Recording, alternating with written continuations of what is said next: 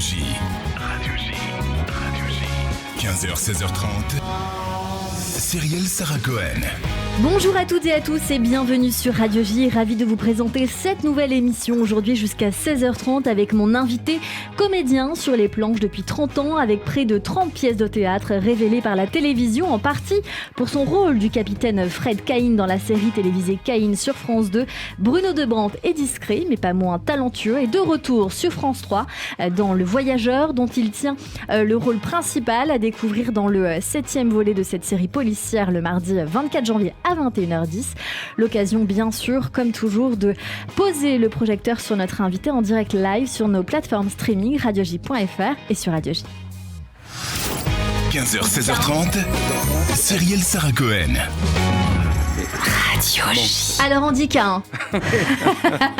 Bonjour on Bruno parle Debrante. d'Abel et Cain, ouais. Eh bien oui, c'est ce que on va en parler dans la deuxième partie de cette émission parce qu'on ne peut pas s'empêcher évidemment de faire le rapport. Bonjour, merci beaucoup d'être mon invité. Je suis ravie de vous avoir en face de moi. Vraiment, on va apprendre à vous découvrir, Bruno Debrante. C'est une découverte pour moi. Je vous connaissais dans cette série, mais c'est vrai que là, vous avoir en face de moi, eh bien, comme on ne s'est jamais vu, c'est l'occasion de pouvoir aller plus loin ensemble pour découvrir qui vous êtes au-delà de ce que vous faites. On peut essayer ? On peut essayer. On va tenter ça. Mais d'abord, je dois vous dire une petite chose qui va peut-être vous faire rire. Quand je vous regarde, je suis un petit peu frappée par un mélange entre deux personnages de télévision, ou plutôt de cinéma. C'est Javier Bardem, qui est entre autres le mari de Penelope Cruz, accessoirement. Et vous allez peut-être rire aussi, et Ron Weasley dans Harry Potter. Et je trouve que vous êtes aisément le mélange de ces deux personnages combinés. Est-ce qu'on vous l'a déjà dit ? En fait, on m'a dit tout un tas de choses. Et je pense que c'est bien pour un acteur de ressembler à plein de gens différents. Et oui. En plus, j'ai l'impression que mon image aussi bouge avec le vieillissement. Donc, quand j'étais jeune, on me parlait beaucoup plus de Pérez ou de Bernard Giraudot. C'est vrai aussi. Et puis après, on m'a parlé de Christopher Walken, et puis après de Javier, et puis après... Donc en fait, on se ressemble un peu... Enfin, je pense en fait que les gens ont besoin de coller aussi des images rassurantes. Peut-être. Sur les gens, on projette quelque chose comme ça. Donc, est-ce que c'est ça qui fait qu'on est validé par le public à un moment donné, qu'on ressemble vaguement à ce qu'on aime?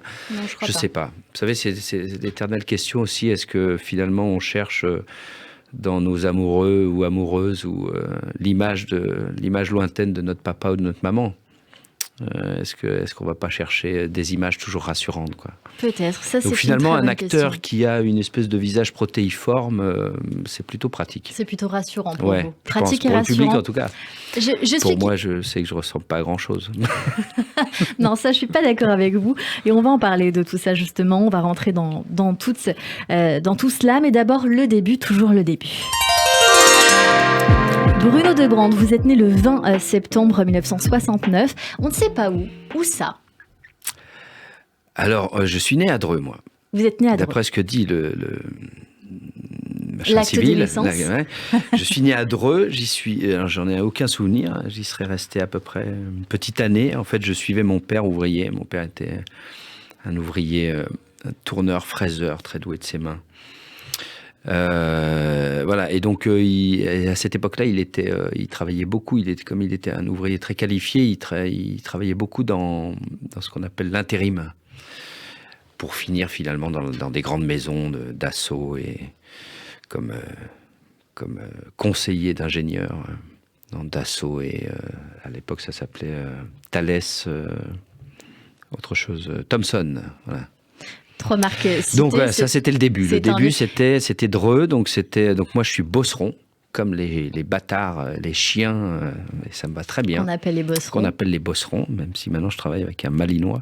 Qui est très beau d'ailleurs. Qui est magnifique, c'est très dur à éduquer un Malinois. Bon, ça c'est une parenthèse, mais il semblerait que... Magnifique, avec un charisme redoutable. Donc je suis bosseron, et ensuite j'ai beaucoup bougé. Et donc, mes territoires sont la moitié la Belgique. De votre maman ? Oui, de ma maman et de la famille de ma maman, plus précisément. Et j'ai passé jusqu'à 20 ans, la moitié de ma vie, c'est-à-dire toutes les vacances scolaires et davantage, en Belgique, auprès de ma marraine, d'une espèce de petite fée bleue, comme Pinocchio, à qui je dois toute mon éducation et dont je porte le nom.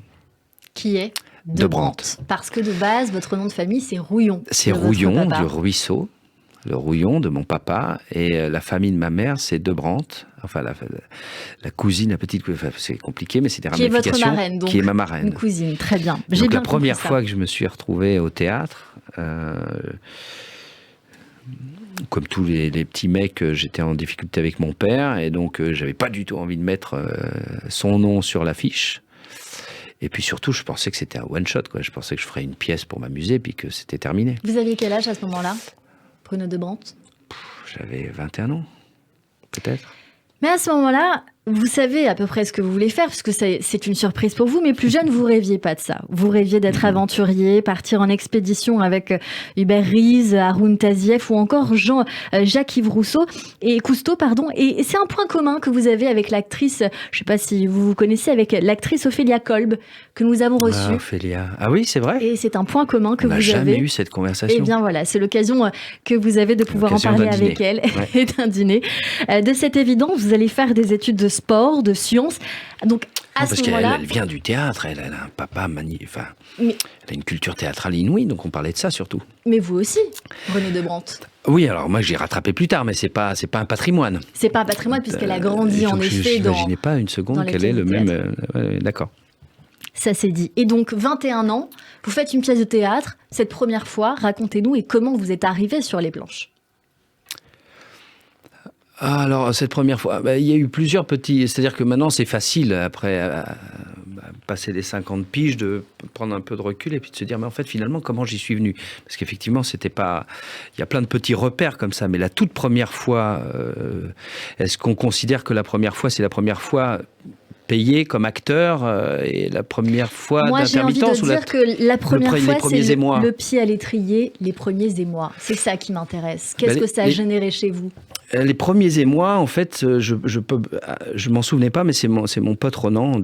J'ai un pote, Ronan Sochard, avec qui j'ai monté des boîtes, etc. Mais on s'est connus, nous, on avait 12 ans à l'école. Donc c'est votre acolyte. Mon acolyte, même si maintenant il est dans une autre région, je le vois peu, il me manque beaucoup, mais bon, bref.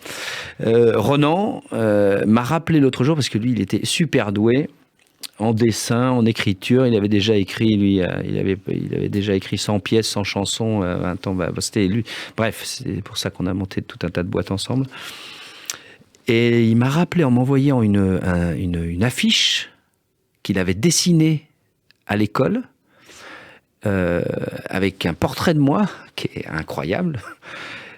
Donc déjà, il devait avoir 13-14 ans et ça, c'était le tigre de Chisgal. Et moi, je l'ai totalement occulté. Et donc je lui ai dit, mais qu'est-ce que c'est que cette histoire? Et donc il m'a rappelé que j'avais joué une pièce en entier à l'école, donc je sais pas, 13-14 ans, je sais pas en quelle classe on est, et que pour lui, c'était évident, et pour tous mes potes, et jusque-là. Donc en fait, c'est pour les autres, et je comprends maintenant pourquoi, c'est pour les autres que ça a été une révélation, et qui m'ont poussé petit à petit dans notre bande. C'est le regard des autres que vous êtes allé chercher finalement votre vocation. C'est un peu forcé, et comment on dit, contraint et forcé. C'est-à-dire que moi, j'étais tellement dans le déni, culturellement, c'était pas possible, que j'ai dû vivre ça, mais moi, je faisais du sport et je pensais à mes cailloux, à mes animaux, et c'est de ça dont je parlais. Mais bon, apparemment, non, c'est beaucoup plus tôt prévu que finalement, votre vocation était à l'intérieur de vous, et vous entrez alors au Conservatoire National Supérieur d'Art Dramatique, dans la classe... ça c'est faux? Oui, ça c'est des histoires. Alors vous faites quoi? J'ai la chance, en fait, je fais l'armée, moi, et puis j'ose, en fait, me dire, bon... comme je suis quelqu'un d'assez exigeant, il n'était pas question de faire du théâtre sans savoir ce que c'était que ce métier. Donc en fait, sans rien dire à personne pendant les perms, je vais retrouver un pote qui m'avait parlé vaguement. Enfin, j'avais compris qu'il était au conservatoire depuis 12 ans. depuis l'âge de 12 ans, mais ça faisait 12 ans, quasiment, à la Selle Saint-Cloud, là où j'étais au lycée à l'époque. Et donc, pendant les permes, je vais voir ce conservatoire. Il y a un prof qui s'appelle Jacques Herbert, qui est un ancien du français, d'où le Conservatoire national supérieur. Donc, j'étais partie de cette famille. Très loin de la vérité. En fait, vous n'y entrez pas. Non, si, j'y rentre, parce que, je vous la fais très courte, parce que sinon, voilà. Mais donc, je suis encore une fois, j'y vais timidement, mais il m'oblige à revenir, le prof en question, le Jacques Herbert, et il me dit, tu vas revenir maintenant tous les week-ends, et en fait, il me prépare pour le conservatoire en 3-4 mois, c'est parce que j'ai dû le rencontrer en février, et en juin, j'avais terminé. Et donc, je passe le conservatoire, mais j'étais déjà trop vieux. Donc, j'ai obtenu une dérogation de Jean-Pierre Miquel, c'était son dernier mandat d'ailleurs, et il a vu que voilà d'où je venais, etc. Donc, il m'a signé un petit papier, j'ai passé, mais j'ai été remercié au 3e tour. Donc, je ne suis pas rentré au conservatoire. Mais je suis retourné chez Jacques, et j'ai suivi un enseignement de 2 ans avec un prof particulier au conservatoire de la Selle Saint-Cloud, avec la méthode Rostand et tout ça. Donc, en fait, voilà, j'ai une formation très exigeante et même presque privée, mais pas au Conservatoire national supérieur. Mais c'est beau de voir que d'une certaine manière, ça ne vous a pas découragé. Au contraire même, je pense, ça vous a donné envie quasiment, à part l'armée, de poursuivre. C'est ça. Vous avez un mental d'acier, je crois. Bruno de Brandt, moi je sens, c'est quelqu'un de très clair. Vous voyez, non, pas tant que ça.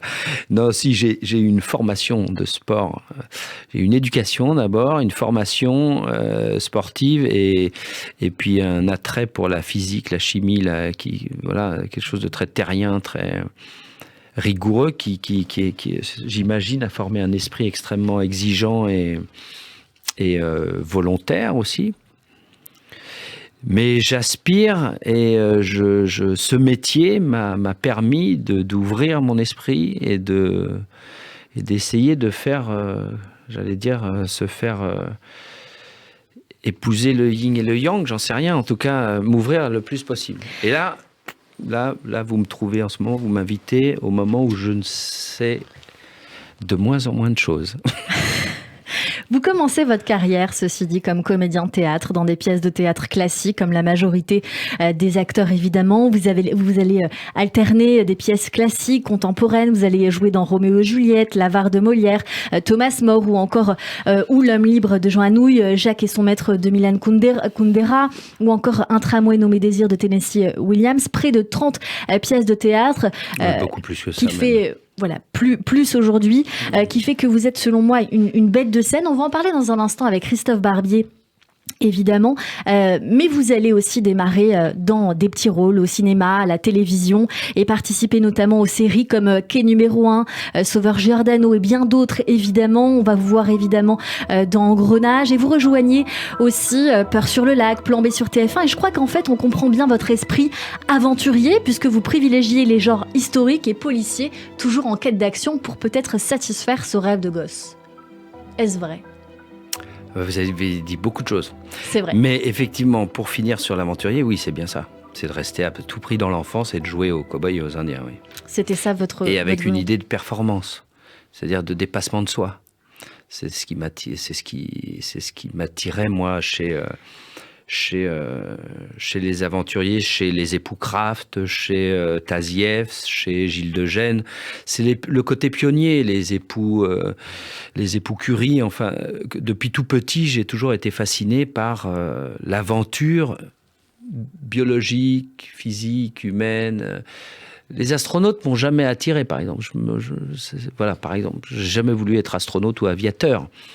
Mais par contre, l'exploration et l'aventure avec le dépassement de soi, voilà, le parcours de Tazieff, j'ai eu la chance en plus, parce que j'en parlais beaucoup avec un documentariste, d'être invité, parce que ce documentariste, son frère est vulcanologue, donc c'est 2 aventuriers, eux sont des vrais aventuriers, et quand il a fait son film sur Haroun Tazieff, il m'a invité à faire la voix du documentaire. Donc, oui, c'est ça, c'est cette aventure-là, c'est ce dépassement de soi et cette exigence-là qui fait peut-être un lien avec ce que je choisis comme projet. Ouais. Bruno de Brandt, il y a ce fil rouge, évidemment, dans ce que vous choisissez, mais Vous allez aussi avancer crescendo avec un autre fil rouge, quand même, oui, bien loin de l'action, qui est le handicap. Avec d'abord votre rôle de Théo, handicapé en fauteuil, dans le court-métrage Pensée assise de Mathieu Robin en 2003, qui vous vaut d'ailleurs le prix du jury interprétation masculine au festival Jean Carmé de Moulins. Et puis votre premier rôle en tant que personnage principal, qui sera celui du capitaine Fred Quin, handicapé dans la série télévisée policière Quin, qui porte votre nom alors sur France 2. Et en parallèle, je sais que vous êtes le parrain de l'école de théâtre accessible à tous, qui s'appelle Acte 21 à Paris. Alors, puisque le fil est tendu, en quoi ces rôles dans la vie et à l'écran vous ont tenu ou vous tiennent toujours à cœur ? Alors ça, c'est un hasard. C'est-à-dire que là, pour le coup, vous voyez, on ne choisit pas son destin, ou en tout cas son destin, on ne le connaît pas d'avance, mais ce parcours finalement avec le handicap, c'est comme une espèce de rendez-vous hasard qui a fini par, au bout de quelques années, écrire quelque chose. Mais moi, je viens du sport de haut niveau, j'ai eu des accidents et j'ai passé quelques mois parfois à l'hosto, donc je connais bien ce milieu-là, et par exemple Garches, parce que j'y ai passé 2 mois et demi, au Petit Clamart, etc., pour reconstruire mes genoux. Et puis le sport, l'exigence. Et puis finalement, quand je fais un des tout premiers films, j'allais dire marquants de mon parcours d'image, qui est Pensée assise, je l'avais quasiment oublié. Effectivement, c'est l'histoire d'un type en fauteuil, et c'est une fable. Mais le film est très réussi. Et c'est un hasard que 10 ans plus tard, je pense que on m'invite c'est sur... évident. C'est évident parce qu'il y a ce côté chez vous qui a envie d'être totalement dans la mobilité, dans le fait d'être en quête d'action. Et là, finalement, pas meilleur acteur que vous parce qu'on vous met face à quelque chose qui est peut-être votre pire terreur. Oui, c'est une analyse, mais en tout cas, ce qui est intéressant, c'est que mon rapport au corps, mon rapport à l'expression, mon rapport au geste, à l'exigence aussi que j'ai physique, parce que ça demande une exigence, ça demande une disponibilité physique très...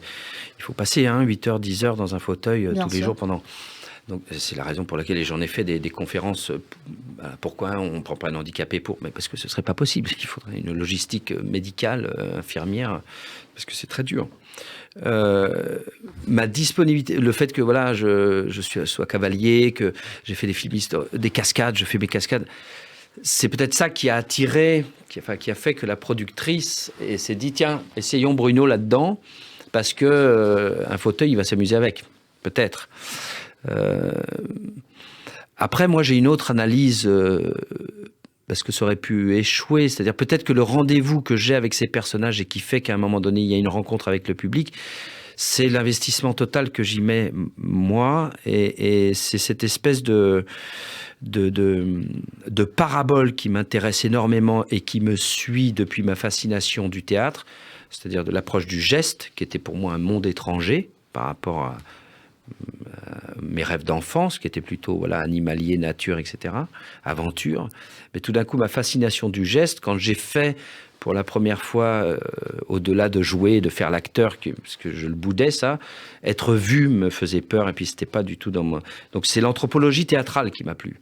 Parce que tout d'un coup, faire des études de théâtre, des études d'art, des études de l'écriture, des études du geste, depuis l'arabesque jusqu'à l'équilibre précaire, et alors faire toute l'anthropologie théâtrale, ça me rassurait, parce que du coup, je devenais un professeur, d'ailleurs, un curiosiologue du théâtre, et bon, allez, je veux bien jouer. Il y a une partie très intellectuelle quand même dans tout ça. Mais complètement, j'ai besoin d'être rassuré par comment dirais-je.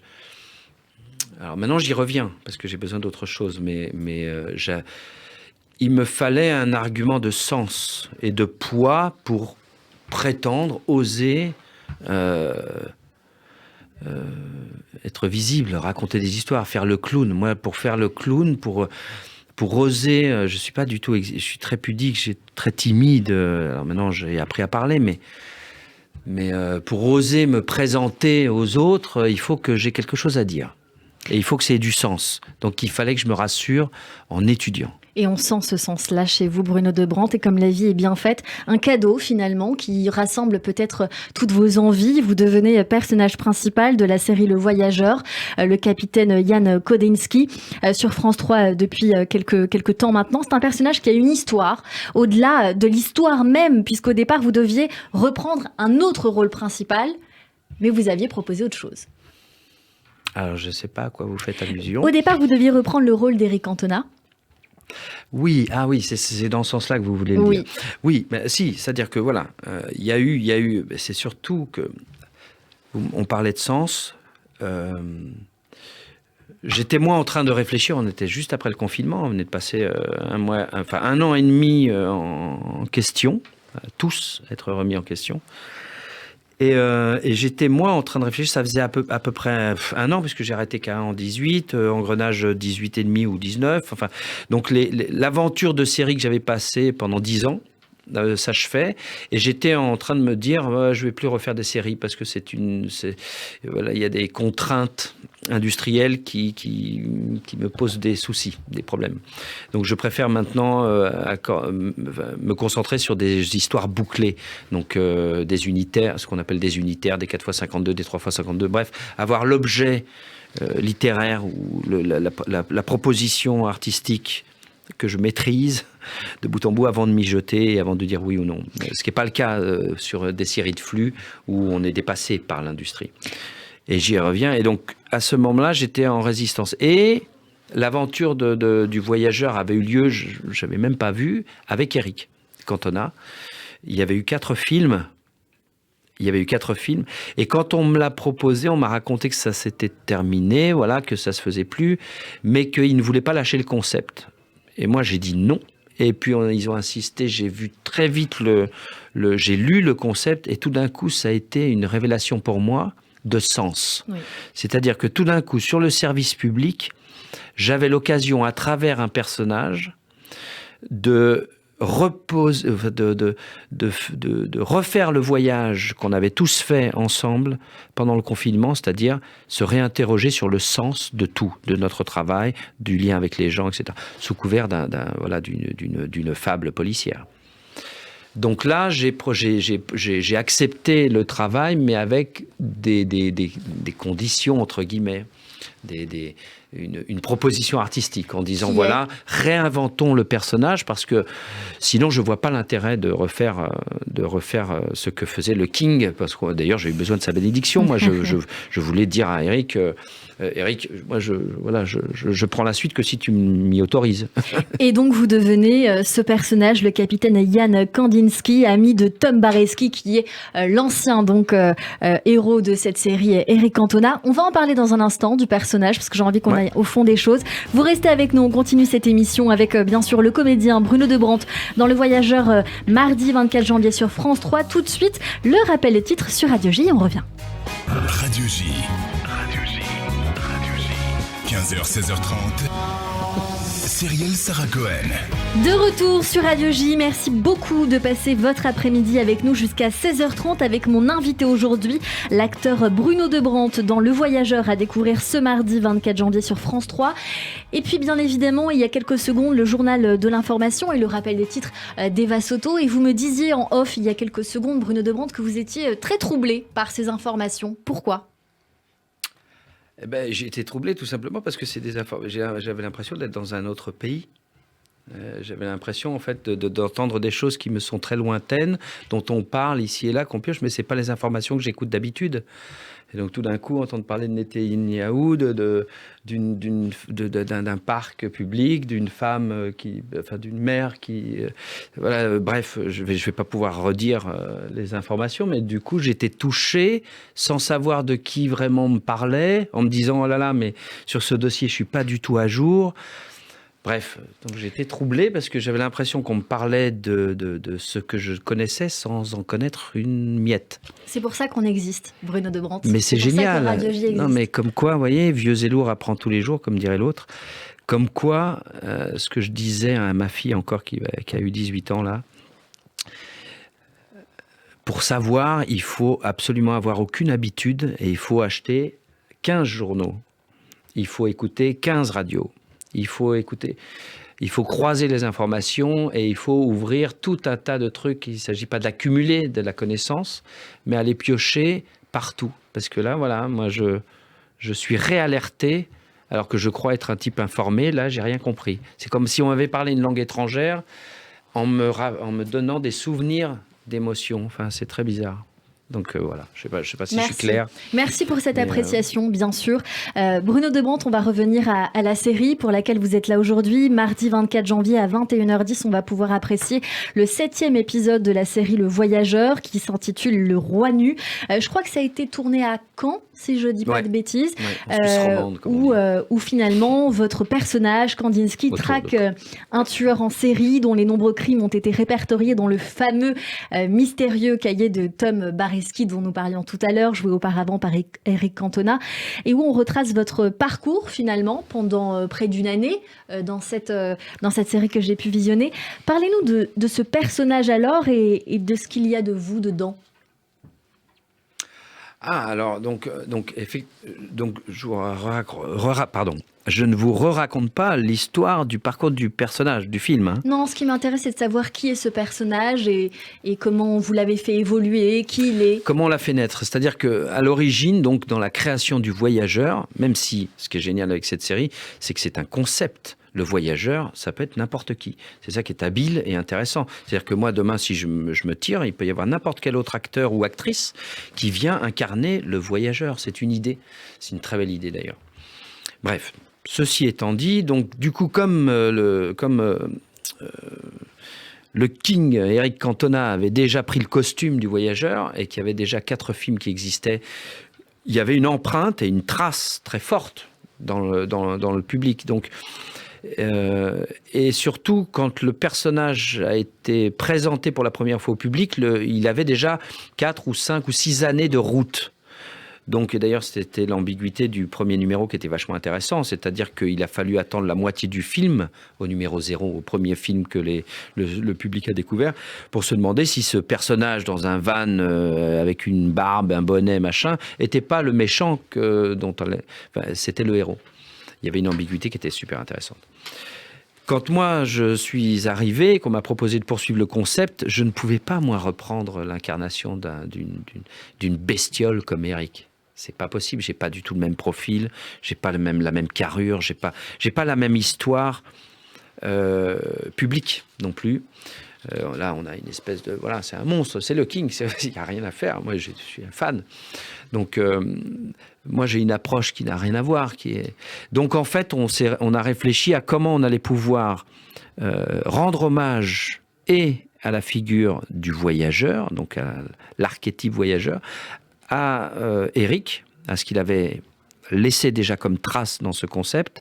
Et puis, là, c'est moi qui suis arrivé avec cette idée-là, c'est que on venait de vivre 1 an et demi de confinement, voilà, toutes ces questions qu'on venait de vivre, et donc tous ces gens qui s'étaient dit, tiens, voilà, je vais aller vivre à la campagne, j'en ai ras-le-bol de la ville, etc.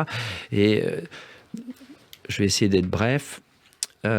L'idée, c'était de créer un type assez prétentieux, un super urbain, qui avait plein de médailles de flic, mais qui en avait ras-le-bol, qui, comme tous ces métiers sacerdotaux, que tu sois infirmier, médecin, journaliste, flic, on a embrassé ce métier, professeur, instituteur, prêtre, rabbin.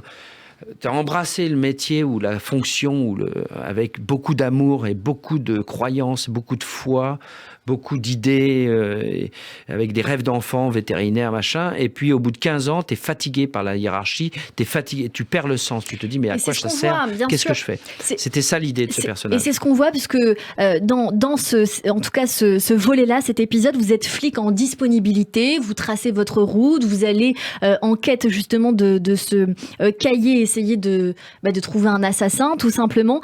Et alors, je me suis permise de repiquer un très court extrait de l'épisode que j'ai visionné, parce que vous dites une phrase qui m'a saisie et posé question. On écoute. Merci de vous être déplacé. Oh, j'étais qu'à 2 heures de route d'ici. Et puis, je suis pour la solidarité entre privés.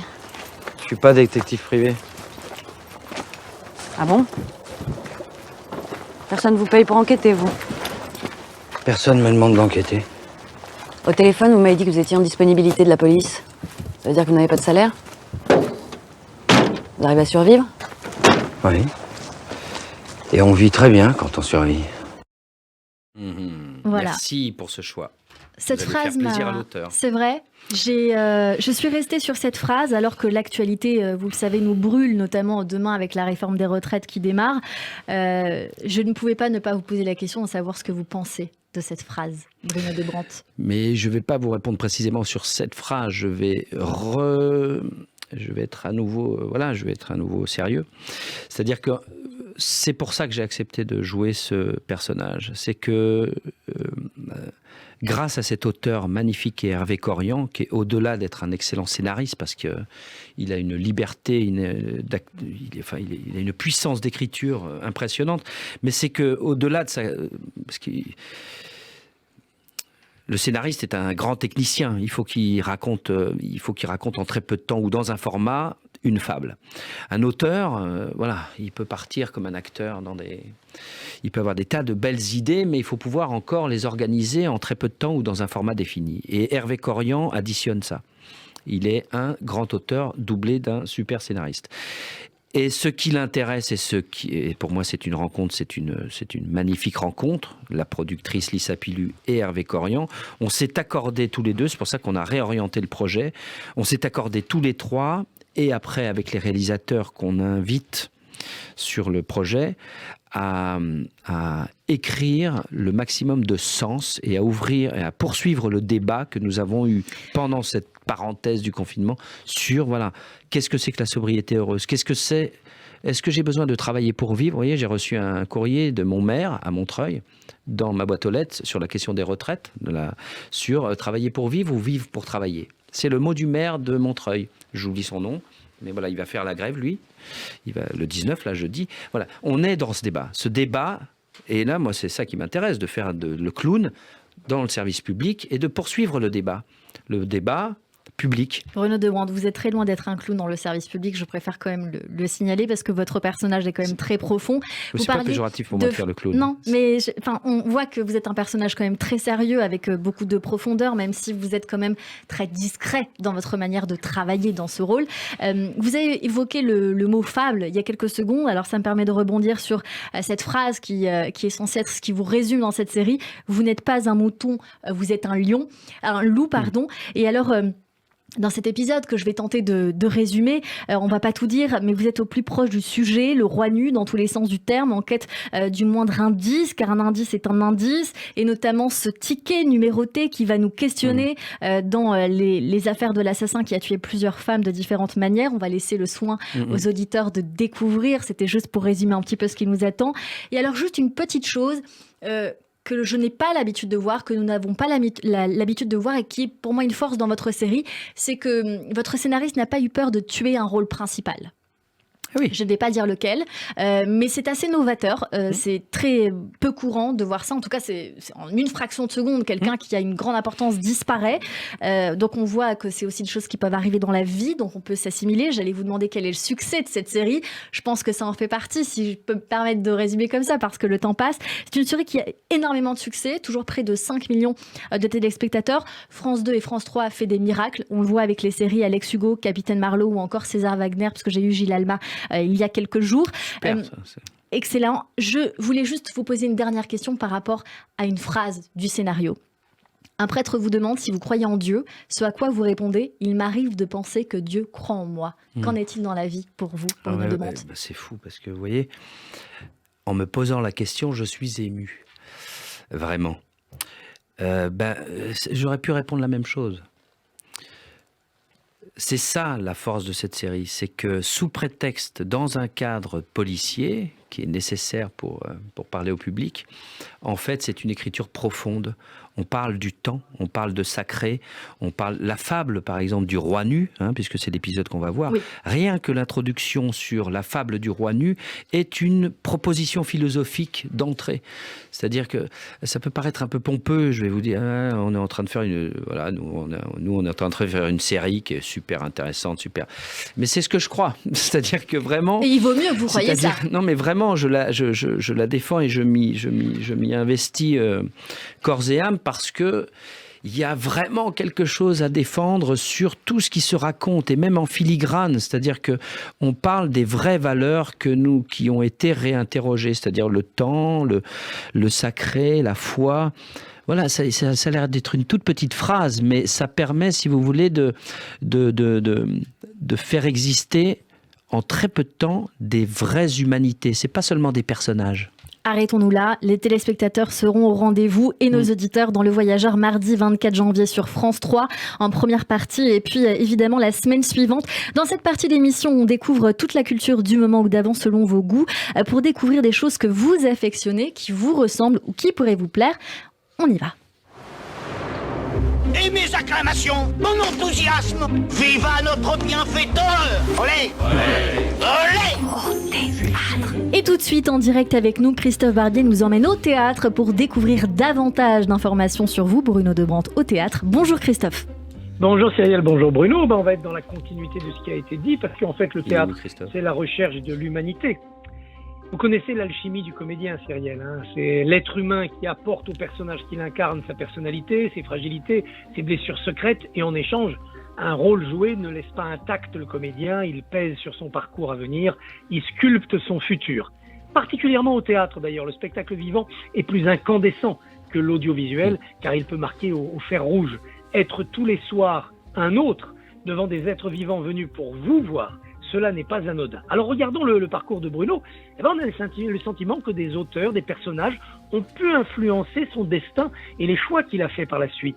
Ainsi de la fréquentation de Musset, c'est-à-dire le romantisme le plus fou, le plus passionné, le plus violent. Comment ne pas imaginer que le goût de l'aventure, de l'action, avec ce que cela chamboule dans la conscience, avec les remords aussi, comment ne pas imaginer que tout cela est venu d'une participation à Lorenzaccio pour se transporter jusqu'à des séries policières. Avoir joué la flèche dans la Var, c'est-à-dire un valet insolent, chapardeur, rebelle, presque révolutionnaire, n'est-ce pas un profil que l'on retrouve dans les personnages parfois hors des clous, borderline, comme on dit en bon français, qu'incarne Bruno? Et avoir surtout joué la flèche face à Michel Bouquet, ça c'est quelque chose. N'as-tu rien mis ici, dedans, dit Harpagon. Bruno n'aurait-il pas volé quelques secrets de théâtre au maître Michel Bouquet? Allez, allons un peu plus loin. Il semble, Cyrielle, que votre invité aime s'aventurer dans l'inattendu, dans l'inexpérimental. Ainsi, il lui est arrivé de jouer des auteurs très connus, mais en redonnant vie à des pièces marginales, oubliées. Par exemple, Georges Feydeau. Tout le monde connaît Georges Feydeau. Mais Monsieur Chasse, c'est en 1892 son premier vrai succès, celui où le génie du vaudeville va poser les rouages de ses futures grandes machines, comme le Dindon ou la Dame de chez Maxime. De même, on sait tous qui est Jean Anouilh, on connaît au moins Antigone, mais on connaît rarement Thomas More, sa dernière pièce, l'une de ses deux œuvres mystiques avec Becket ou l'honneur de Dieu, c'est dans celle-ci qu'a joué Bruno. Enfin, il y a les grands blessés de la vie, que l'on trouve chez Tennessee Williams, Un tramway nommé Désir, ou chez Bernard-Marie Coltès, dans La solitude des champs de coton.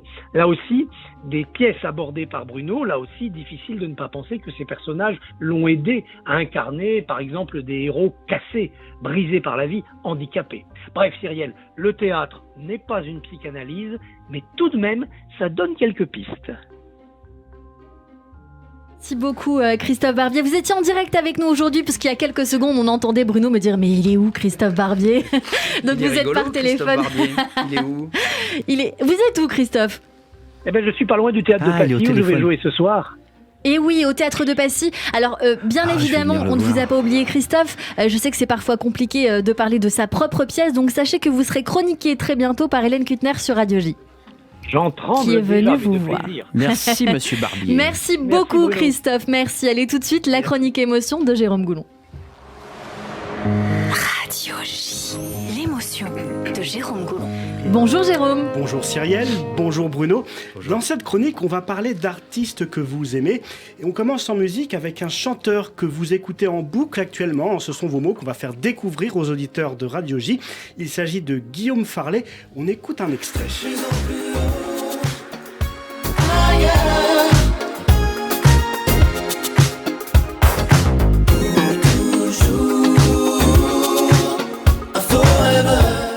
Grande découverte. Vous ne connaissez pas ? Magnifique. Je ne connaissais pas et justement, voilà. on va en parler. Donc on peut entendre la chanson Pour toujours un faux rêveur, sortie sur son 3e album, Blindé, paru le 1er avril 2022, ce n'est pas un poisson. Alors Guillaume Farlé, ce n'est pas forcément un nom très connu du grand public, mais il a quand même pour palmarès d'être le bassiste de Michel Fugain et Richard Gottener, qu'on a reçu ici même il y a quelques semaines. Alors Guillaume Farlé... Et bien davantage. Eh bien, je vais en parler. Alors Guillaume Farlé et la basse, donc les bassistes, c'est une histoire d'amour qui est née suite à un chagrin d'amour, alors qu'il a à peine 15 ans et qu'il est sous le coup d'une déception amoureuse. Guillaume Farlé s'enferme dans sa chambre d'ado avec sa nouvelle compagne, une basse électrique. Alors, sorte d'ovni musical, il écume les scènes françaises et parvient à faire les premières parties de Vanessa Paradis, Thomas Dutronc ou encore Véronique Sanson. Il collabore également en tant que bassiste, guitariste ou compositeur pour des artistes tels que Youssou N'Dour, Amel Bent, Vianney et Grand Corps Malade. Je ne pourrais pas tous les citer, mais comme vous le dites si bien, parce que c'est un technicien redoutable. C'est technicien redoutable. Alors, très funky. Très funky. Alors, il s'est fait un nom dans le milieu de la musique puisque, comme vous le dites si bien, c'est un technicien redoutable. Bien qu'aux yeux du grand public, il n'ait pas encore la notoriété des artistes que je viens de citer. Pas de quoi cependant le décourager. Cet artiste atypique, hypersensible, qui manie aussi bien la malice, l'humour et la fantaisie. Il n'y a qu'à lire sa bio dans laquelle il écrit en guise de conclusion, et j'ai trouvé ça rigolo. C'est lui qui le dit, comme disait Jean-Paul Sartre, Guillaume Farlé, c'est bon, mangez-en. Et écoutez-le. On va poursuivre avec un autre artiste que vous adorez, Bruno Debrandt, et il s'agit de Charles Baudelaire. Oui, Charles Baudelaire, l'un des plus grands poètes français que vous nous avez confié lire inlassablement et dont la vie aura été aussi tumultueuse que l'œuvre. Alors juste après l'obtention de son bac, son beau-père le fait embarquer pour les Indes à destination de Calcutta dans le but d'assagir l'adolescent dont l'attitude rêveuse, insouciante et déjà désinvolte agace fortement sa famille bourgeoise. Oui, mais voilà, coup du sort, un naufrage abrège le périple. Baudelaire s'en sort mais n'arrivera jamais aux Indes et cet épisode, ce naufrage, va changer sa vie. De retour à Paris, il fait en effet la connaissance de Jeanne Duval, avec qui il entretient une liaison charnelle et tumultueuse pendant 20 ans. Malgré les trahisons et les nombreux mensonges de cette dernière, Baudelaire, réputé aussi pour sa bisexualité et des mœurs très libérées, reste fasciné par cette femme qui devient sa muse. Cette femme représente en effet pour lui tout le côté satanique de l'amour et lui inspire notamment l'écriture des Fleurs du Mal, notamment les Fleurs du Mal qui n'auraient donc sans doute jamais été écrites sans le naufrage du bateau qui emmenait Baudelaire aux Indes. Alors les Fleurs du Mal, paru en 1857, l'une des œuvres majeures de Baudelaire évidemment, même s'il y en a d'autres, qui sont poursuivies à leur sortie en justice pour offense à la morale religieuse et outrage à la morale publique et aux bonnes mœurs. Alors rendez-vous compte, Baudelaire est alors condamné à 50 francs d'amende pour ça. Baudelaire qui mourra brutalement en 1867 à seulement 48 ans, terrassé par la syphilis. Il laisse derrière lui une œuvre majeure que Gustave Flaubert avait résumée ainsi dans une lettre à Baudelaire, puisqu'il avait écrit, Gustave Flaubert, « Ce qui me plaît avant tout dans votre livre, c'est que l'art y prédomine. Vous chantez la chair sans l'aimer d'une façon triste et détachée qui m'est sympathique. » Gustave Flaubert poursuit en disant « Vous avez trouvé le moyen de rajeunir le romantisme. Vous êtes résistant comme le marbre et pénétrant comme le brouillard d'Angleterre. » Vous avez vu à quel point ces propos sont d'une modernité éclatante ? Oui, c'était un avant-gardiste. C'est pour ça qu'il n'y a rien à faire, j'y reviens inlassablement. C'est votre préféré ? Là, par exemple, je vais à Metz et donc je vais forcément retourner dans Verlaine et dans Rimbaud. Parce que c'est leur patrie. J'ai tourné à Charleville-Mézières. Non, ils sont plusieurs, les poètes, à m'habiter et à m'accompagner depuis toujours. Au début, avec beaucoup de pudeur et de timidité, parce que je n'osais pas. Mais maintenant, j'assume totalement. Et vous avez bien raison. Moi, je suis très team Verlaine. Enfin, bref. Autre auteur que vous appréciez, Bruno Debrandt, c'est Romain Gary. Et c'est assez frappant parce que... c'est ce que vous alliez dire, Jérôme. Stéphane Fraisse a joué dans La Promesse de l'Aube et donc on en parlait hier. Exactement. Donc, Romain Gary, écrivain français, d'origine russe, qui a la particularité d'être le seul romancier à avoir gagné le prix Goncourt à 2 reprises. Normalement, en effet, le prix Goncourt ne peut être décerné qu'une seule fois à un même écrivain. Oui, mais voilà. Romain Gary avait signé plusieurs de ses romans sous le nom d'emprunt de Émile Ajar, ce qui lui a permis d'obtenir 2 fois la récompense ultime, la vérité sur la véritable identité ayant éclaté après la mort de Romain Gary. Alors Romain Gary, un écrivain qu'on évoquait pas plus tard qu'hier avec notre invité Stéphane Fraisse, c'était hier je crois, qui a lu cet auteur au théâtre et qui s'il le pouvait, éviterait le suicide de ce dernier. C'est ce que Stéphane Fraisse nous a dit. On rappelle en effet que Romain Gary s'est suicidé en 1980 à l'âge de 66 ans, redoutant la vieillesse. Quand on l'avait interrogé sur le sujet, il avait déclaré dans une interview en 1978 « Vieillir, quelle catastrophe, mais ça ne m'arrivera jamais. Je suis incapable de vieillir et j'ai fait un pacte avec ce monsieur là-haut. Un pacte qui le poussera donc à se donner la mort avec un calibre 38 pour éviter de subir les affres de la vieillesse. » On va terminer avec du cinéma et votre dernier saisissement, comme vous le dites vous-même, Bruno Debrante, Jérôme. Oui, parce que vous m'avez piégé, je vais essayer d'aller très vite, vous m'avez piégé en me disant, voilà, quel cinéma, quel livre, machin, mais en fait, c'est tout et n'importe quoi. Donc le dernier... C'est vrai que vous nous avez confié ne pas forcément avoir beaucoup le temps d'aller au cinéma. Par contre, vous nous faites part d'un saisissement. Et ce saisissement, eh bien, c'est le film Les Amandiers, sorti en salle le 16 novembre dernier. Un film réalisé par Valeria Bruni Tedeschi, avec Louis Garrel en tête d'affiche, et qui raconte l'histoire de Stella Adèle et Étienne à la fin des années 1980.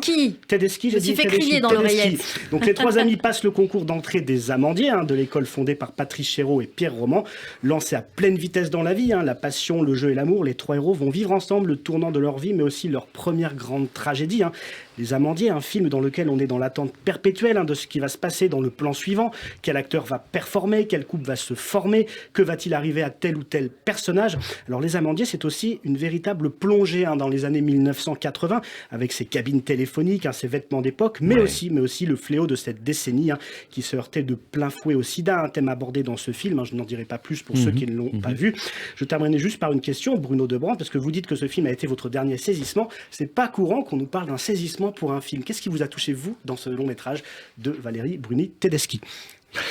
Merci de me poser la question, mais précisément parce que voilà, je suis peut-être un animal un peu étrange dans ce métier, mais c'est que ce film me saisit parce qu'il me saisit à tous les endroits. C'est-à-dire que c'est pas seulement un film pour les gens.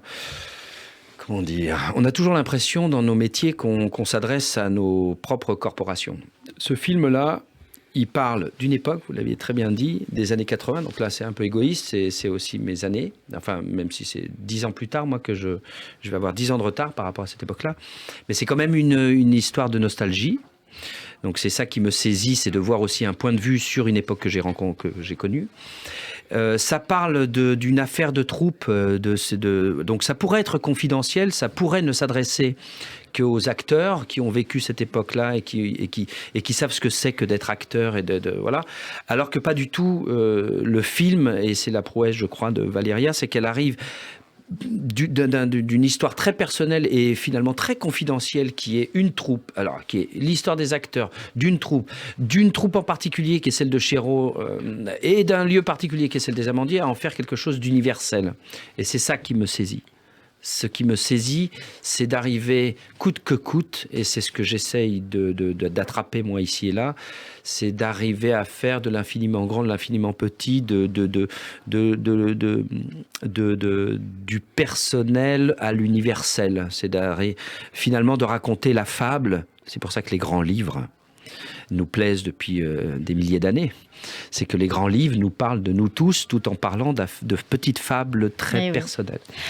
Et il faudra donc découvrir ce film très très bien résumé, Les Amandiers de Valeria Bruni et Tedeschi. Vous restez encore avec nous sur Radio J dans un instant. Notre séquence tac au tac, évidemment le coup de fourchette de Nina Azoulay aujourd'hui. Et puis notre coup de cœur du jour, vraiment à découvrir, Phyllis Ackerman, que je vous recommande chaudement. On va la découvrir en direct live. Vous restez avec nous, tout de suite le journal de l'info sur Radio J. Radio J.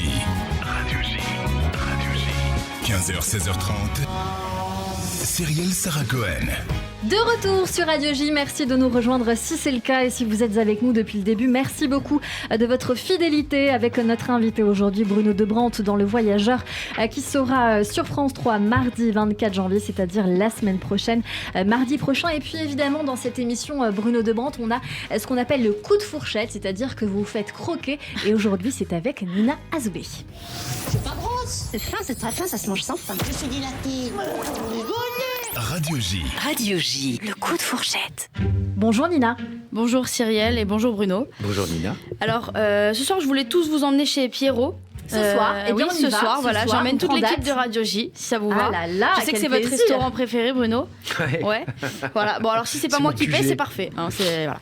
Alors avant ça, quand même, pour le coup de fourchette, on part sur maintenant. Je voulais vous servir un plat que vous kiffez. Il a une médaille coup de fourchette ou un truc comme ça. Il a une médaille fourchette. Ah bon? Je sais pas quoi. Bah voilà, c'est parfait. J'adore ces petites synchronicités comme ça. Alors non, juste pour le coup de fourchette de maintenant, j'avais quand même envie de vous servir un plat que vous kiffez, qui est les endives au jambon. Alors oui, non. Aïe. Non. Alors déjà, non, juste sachez que vous avez le même plat préféré que Michel Drucker, qu'on a reçu il y a 6 mois dans l'émission. Bon, alors, vous avez vu la réaction de Cyrielle. Je vous cache pas que quand nous on entend jambon sur Radio J, il y a un petit frisson qui nous parcourt le corps. En fait, c'est un frisson. Oui, non, mais comment vous dire, c'est un frisson qui rejoint à la fois l'interdit, le jamais de la vie, et en même temps ah, mais quel est le goût de la vraie raclette? Quel est le goût d'un vrai hot dog? Je veux dire, mais non, on ne saura pas. Mais c'est pas grave, même si on le saura jamais, il y a plein d'alternatives cachères maintenant. C'est pas un problème. Voilà, le saumon, ça nous va très bien. Et on va encore plus loin en 2023. Est-ce que vous avez vu la pub qui passe partout, surtout dans le métro, pour les lardons végétaux? Alors, il y a deux jours, j'ai vu l'affiche arrachée dans le métro. Moi, je crois que c'est mon pote David Benchetrit qui a pas kiffé la pub sur les lardons végétaux. Mais vraiment, vraie question, est-ce que vous pensez qu'on y a droit? Je sais pas, Cyrielle, est-ce que vous pensez qu'on a le droit aux lardons végétaux? Honnêtement, je ne m'appelle pas Raïm Nissenbaum, donc j'aurais du mal à vous répondre. Ok, je pensais que vous aviez la réponse. Ok. Moi, je suis team saumon, ça me convient. Okay, mais c'est parce qu'à la limite, moi je me suis dit c'est juste un trompe-l'œil. C'est le mot lardon ou oui, c'est ça. On n'a pas le droit de manger le porc en fait. Non, ça donc, je sais. Du coup, ça bloque. Du coup, le principe que ce soit quelque chose qui ressemble et qui soit comme si. Mais on est même s'il est végétarien. Mais on est d'accord, c'est un trompe-l'œil. C'est comme dans les recettes Elsie, quand ils nous vendent du rêve en nous disant frites Elsie, en fait c'est juste des carottes coupées en bâtonnets et on croit que c'est des frites qui feront jamais aussi grossir, mais c'est une énorme arnaque en fait. Voilà, donc ça on y a droit. Alors Bruno, je change de sujet. Vous êtes devenu acteur, mais à la base vous vouliez être aventurier, comme on l'a dit tout à l'heure. Mais en même temps, en étant commissaire Brémond, capitaine Quint, capitaine Kandinsky, en vrai, vous avez un peu suivi votre vocation d'aventurier, mais payé, non? Non, c'est un peu ça. Non, mais vous vous êtes fait connaître du grand public essentiellement grâce à la série K1, où vous étiez flic en fauteuil roulant, hein, c'est ça. Ouais. Et moi, j'admire de manière générale ces gens qui ont un handicap et qui font des trucs de fou. Je veux dire, il y en a qui ont des métiers difficiles, qui battent des records, ou même tout simplement qui font du sport. Déjà, juste faire du sport en étant handicapé, je trouve que c'est une prouesse. Pour moi, ces gens-là sont des héros. Quand on voit Timothée Adolphe... Oui, désolé pour le nom de famille, là aussi il y a un frisson sur nous qui nous parcourt sur Radio J, mais appelons-le juste Timothée.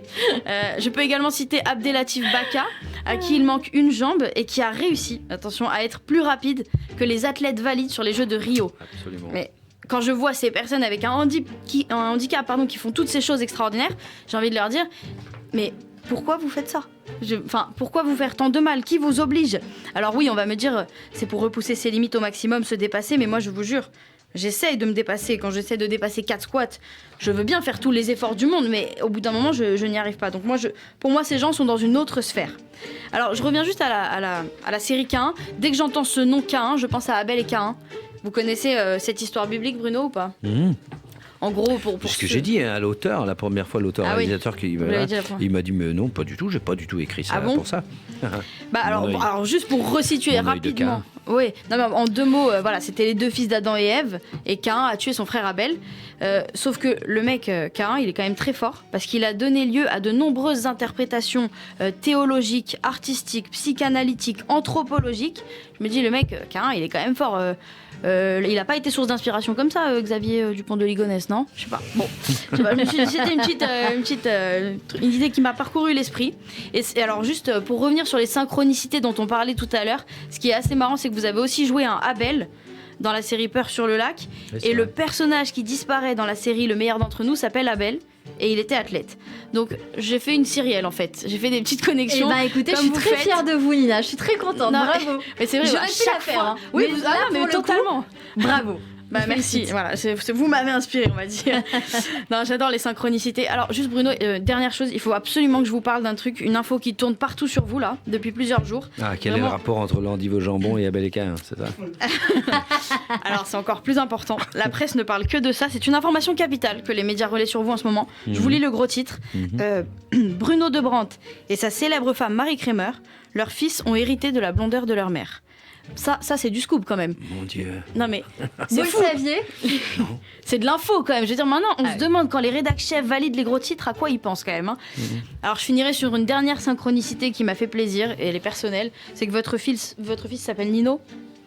J'en ai 2. Oui, Gary, mais Nino, je voulais faire le lien avec Nina. Ah, bien sûr. C'était ça. Voilà, on terminera là-dessus, sur cette synchronicité. Merci beaucoup, Nina Azoulay. Et puis, il faut quand même dire à nos auditeurs que c'était votre dernière aujourd'hui sur Radio J. Alors, je voulais vous dire merci beaucoup pour tout ce que vous avez donné à cette émission. Je sais et j'espère qu'elle a contribué un peu à votre succès, au fait qu'on vous retrouve comme hier soir en première partie de Gad Elmaleh. Donc, je suis ravie que vous ayez travaillé avec nous et je vous souhaite une très très belle continuité pour la suite. Bah, merci beaucoup, Cyrielle. Je peux te dire un mot aussi? Mais bien sûr. Bah, merci Cyrielle. Merci pour la chance que vous m'avez laissée et la confiance que vous m'avez accordée, vraiment. Et merci à toute l'équipe aussi, Joseph, Jérôme. Merci Bruno même. Moi, je suis ravi d'être le dernier. C'est vrai, le dernier. Bah, oui, le dernier coup de fourchette de Nina. C'était qui l'alpha? L'alpha, c'était alors. On a commencé en beauté, c'était sur les violences faites aux femmes. C'est vrai. C'était une alpha. C'était pas un cadeau. C'était très très dur, mais elle s'en est très bien sortie. Et voilà, on est très fiers. Nina, merci beaucoup. On vous retrouve sur Instagram, sur TikTok. Et puis bien sûr, on suit votre carrière de près. Et vous savez très bien que vous revenez quand vous voulez. Merci beaucoup. Allez, on passe à la suite de cette émission avec désormais le tac au tac. Radio J. 15h, 16h30, Cyrielle Sarah Cohen.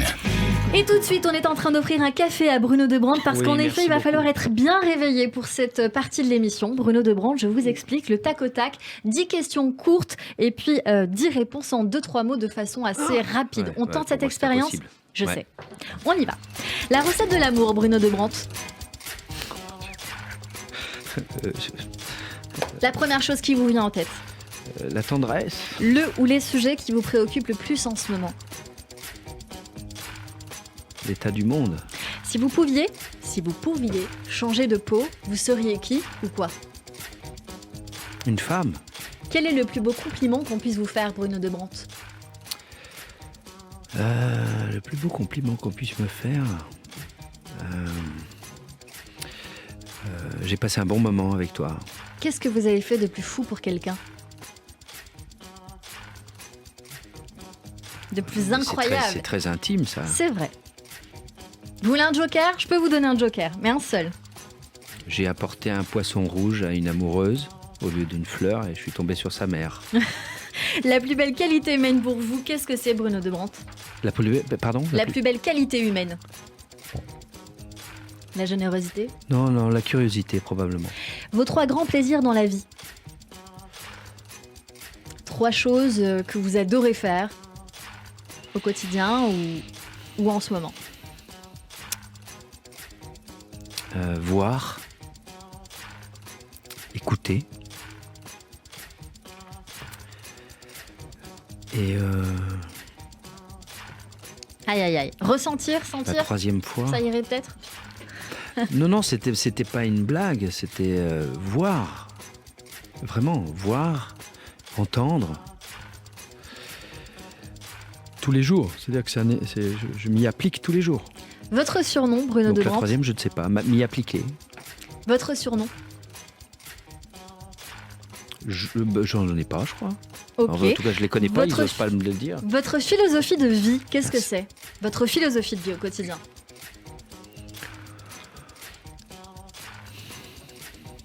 Ça, c'est une réflexion. Comment vous dire? Être sans angélisme aucun, être disponible, être alerte. Votre prochain rêve à accomplir, Bruno Debrande? Un rêve d'oubli. Un rêve d'oubli. Le dernier mot, la dernière phrase que vous aimeriez prononcer? Que j'aimerais prononcer, mon dernier mot? Ouais.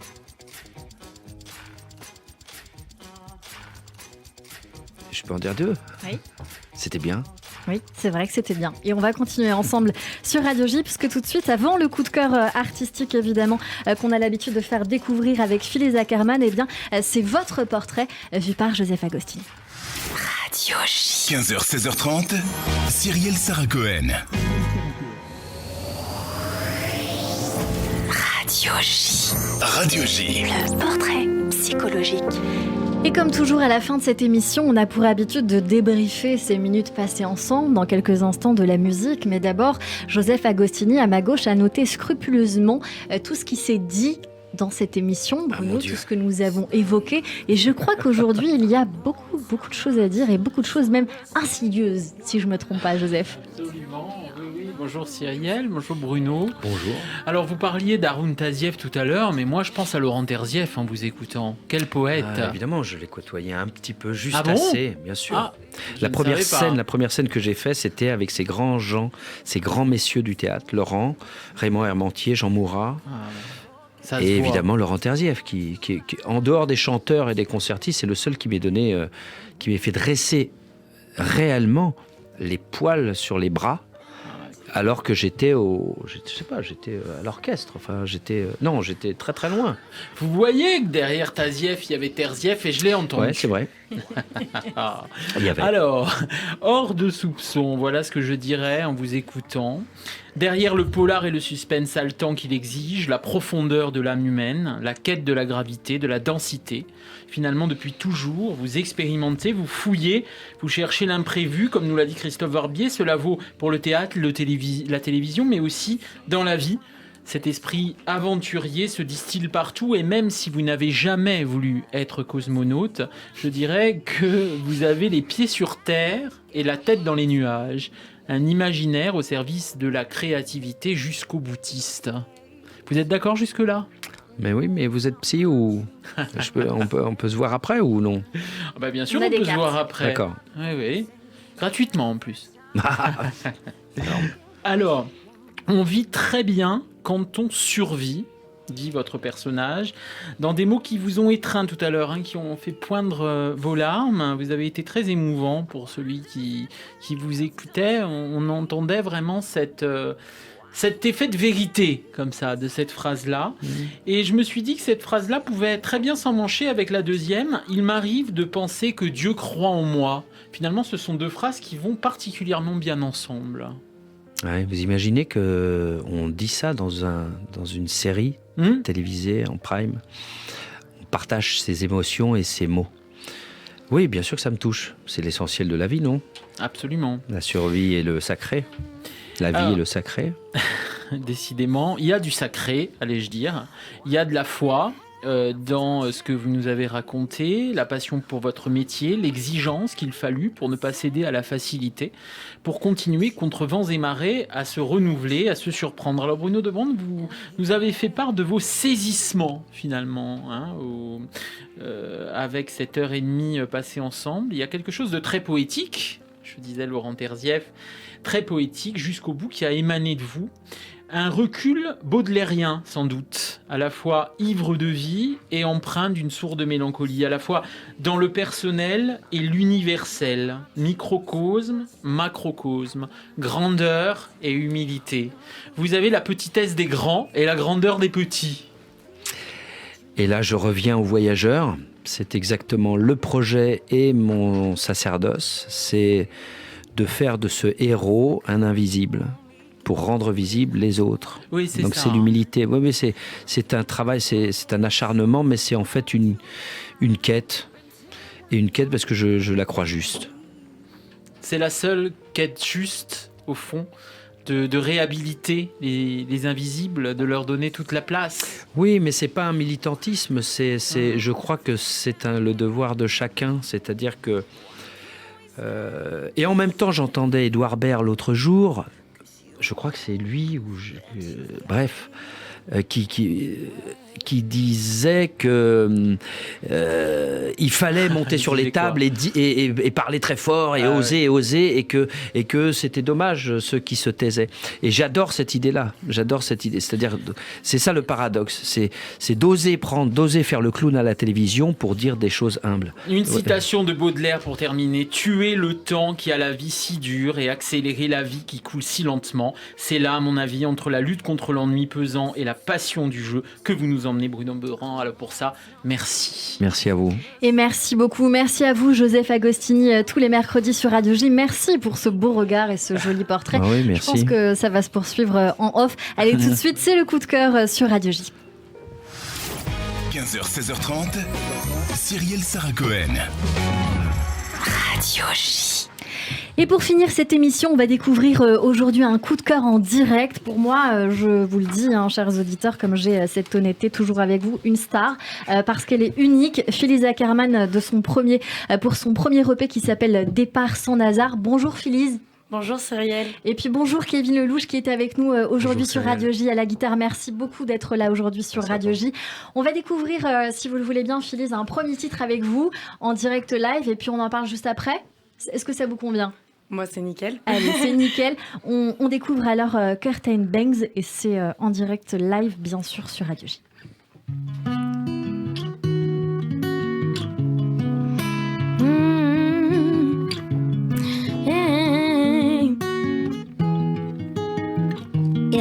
Il kiffe mes Gucci shoes, un air de Santa Cruz.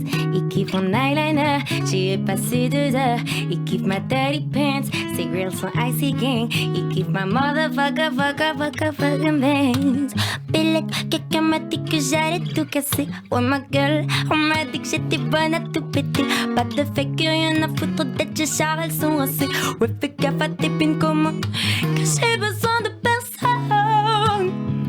Quand papa je suis trop ouais, tes copines sont trop connes. J'ai mis répondeur sur le phone. Il kiffe mes Gucci shoes, un air de Santa Cruz. Il kiffe mon eyeliner, j'y ai passé 2 heures. Il kiffe ma dirty pants, ses grills sont icy gang. Il kiffe ma motherfucking bangs. Hey, j'ai pas trop yeah. Hey, you keep my motherfucker bangs, yeah. Bravo, Phyllis Ackerman sur Radio J. C'est un premier titre qu'on vient d'écouter qui fait partie de votre premier EP Départ sans hasard. C'est ça. Merci 1000 fois d'être là, Phyllis. Merci à vous de l'invitation. C'est avec un grand plaisir. Je vous suis énormément sur les réseaux sociaux. Je vous suis sur TikTok et moi, j'aime découvrir les artistes et en live sur des scènes ouvertes, mais aussi depuis quelques années maintenant sur les réseaux sociaux. C'est un bonheur de vous découvrir parce que je le disais, j'ai pas l'habitude de le dire à tous les invités. Je ne fais pas ma Cyrielle Hanouna, je vous promets. Vraiment, sincèrement, pour moi, vous êtes unique et c'est en ça qu'on reconnaît un artiste, bien sûr, qui peut faire sa place et avoir un nom dans ce dur métier. Vous découvrir aujourd'hui, c'est un plaisir, mais je pense qu'il n'y a pas mieux que vous pour vous décrire et parler de vous. Alors, vous avez 1 minute sur l'antenne de Radio J pour nous parler de votre parcours, nous faire découvrir éventuellement vos origines et qui vous êtes. C'est tout de suite sur Radio J. Alors, moi, je me présente, je suis Phyllis, j'ai 23 ans, j'habite en région parisienne et au-delà du fait que je suis une artiste, je suis quelqu'un qui aime la vie, qui aime voir la vie en rose, tout simplement. J'aime voir les choses positivement et puis... Il n'y a pas d'âge pour la musique. Moi, j'ai commencé très très tôt. J'ai fait du piano à l'âge de 6 ans. Et après, je me suis plus arrêtée. C'est ma mère qui a toujours cru en mon potentiel. Et aujourd'hui, je chante un peu partout. J'ai notamment fait un télécrochet en 2020 pendant le Covid. Et c'est là que je me suis dit, en fait, j'ai envie de tout péter. J'ai envie de peut-être tenter ma chance dans la musique.